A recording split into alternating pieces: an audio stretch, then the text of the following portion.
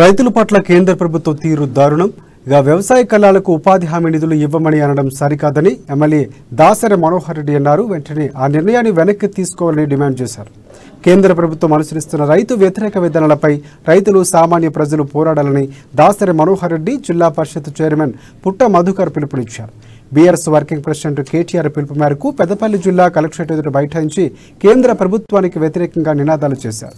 కేంద్రం తమ నిర్ణయాన్ని వెనక్కి తీసుకోవాలని డిమాండ్ చేస్తూ జిల్లా కలెక్టరేట్ సంగీత సత్యనారాయణకు వినతిపత్రం అందించారు.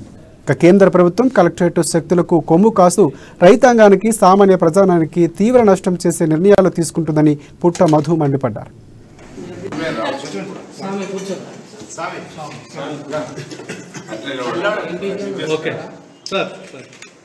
కేంద్ర ప్రభుత్వం రాష్ట్రాలకు ఇప్పించేటువంటి విధి విధానాలు చాలా దౌర్భాగ్య పరిస్థితికి ఈరోజు బీజేపీ ప్రభుత్వం తీసుకుపోతా ఉన్నది. ప్రభుత్వం పైన కోపం ఉంటే, ముఖ్యమంత్రి గారి పైన కోపం ఉంటే రైతుల కడుపు కొట్టే పని చేయడం చాలా దుఃఖకరం. కేంద్ర ప్రభుత్వం ఎన్ఆర్ఈజీఎస్ కి ఇచ్చే డబ్బులకి ఆంక్షలు పెట్టి రైతుకు మరి ప్రజలకు సంబంధించినటువంటి సంక్షేమ కార్యక్రమాలు చేస్తూ ఉంటే